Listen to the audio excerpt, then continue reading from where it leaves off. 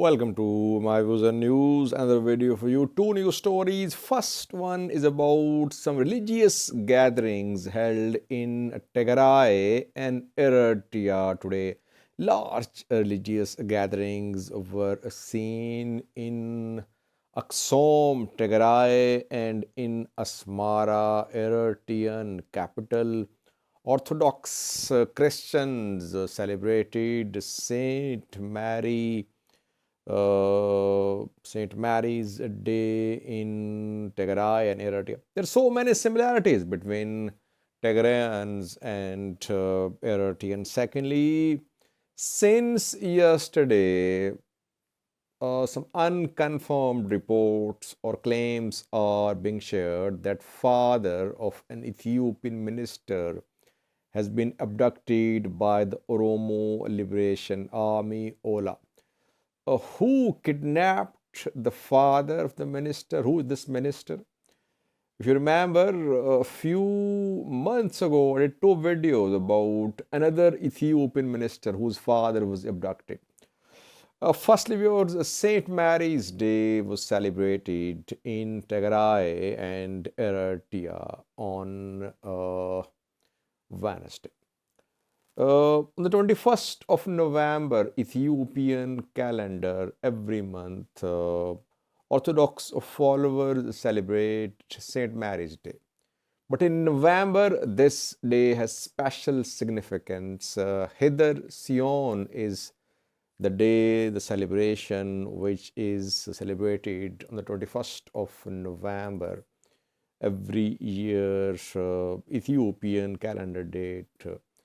In Ethiopia, in Tigray, and in Eritrea.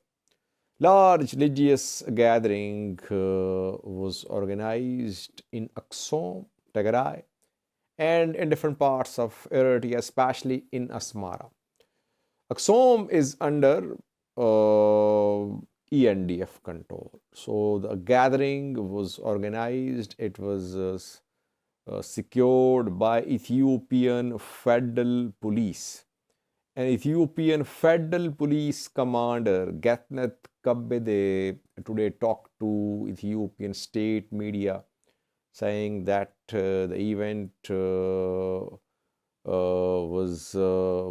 it ended smoothly and that Federal Police, locals, youth, they coordinated for the holding of this program in Axum. A similar program was held in Eritrea, Asmara too. You can see some pictures from Axum and from Asmara. You see, there are so many similarities in these pictures. Tigray and Eritrea are similar in many respects. Their dance, their music, their religious practices, their culture. They are similar in several respects. But still, you see that hate has been dividing them for decades. They fought together, EPLF, TPLF, against Turks. But then the era of hatred started, which is still ongoing. Though on government level, Ethiopian federal government and Eritrean government, they signed peace accord in 2018, but the peace accord could not lead to peace between Tigrayans and Eritreans, though they are the same in many respects. What is needed is that two sides, Tigray region and Eritrea, they should learn to tolerate each other, if not to love each other. TPLF, though it has lost its political influence in the Horn of Africa, in Ethiopia too, is still representative of Tigrayans.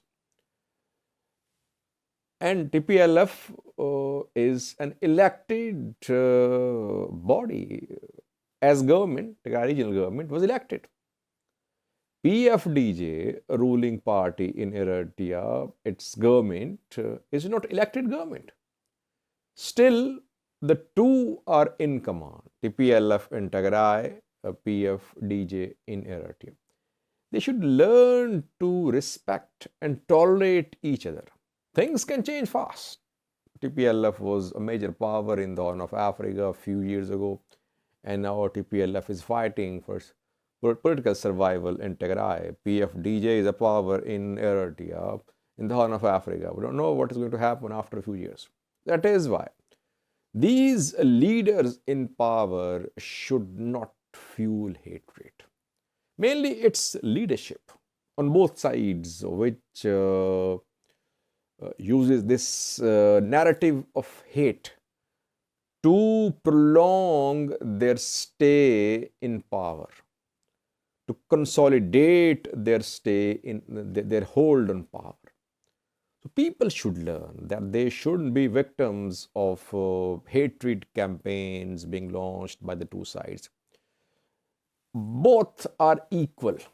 Tigrayans, Eritreans, Ethiopians, all are equal. No one is born with some super genes. No.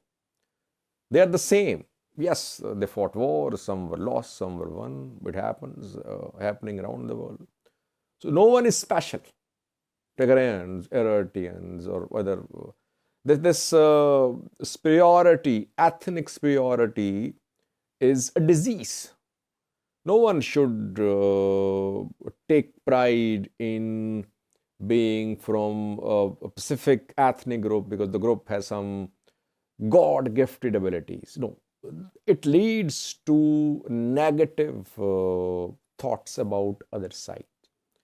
And we have been seeing this common practice in this region, that people have ethnic superiority complex and such issues.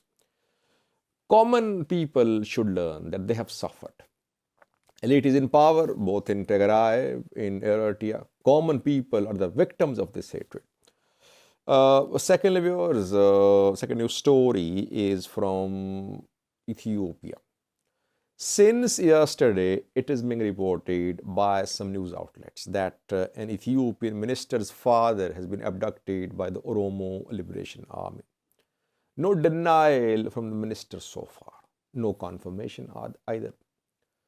Who is this minister? His name is Takele Umma Banti, Minister of Mines and Petroleum. Very close to PM Abiy, very active minister. And reportedly, it is being reported that his father was abducted in Ambo by OLA, and that OLA is demanding ransom. We tried to contact OLA, but we could not. I tried to contact the minister as well, I could not. But I remember that 3 months ago, I did 2 videos on the disappearance of an Ethiopian minister's father.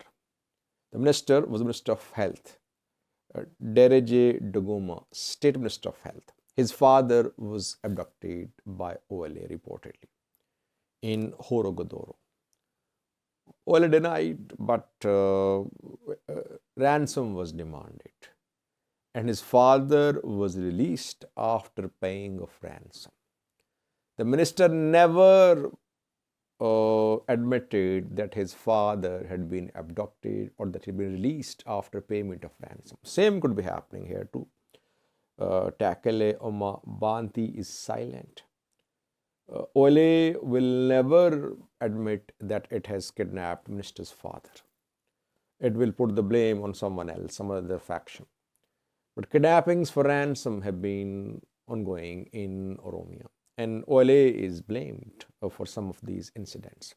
And some say it is a source of earning for Oromo Liberation Army.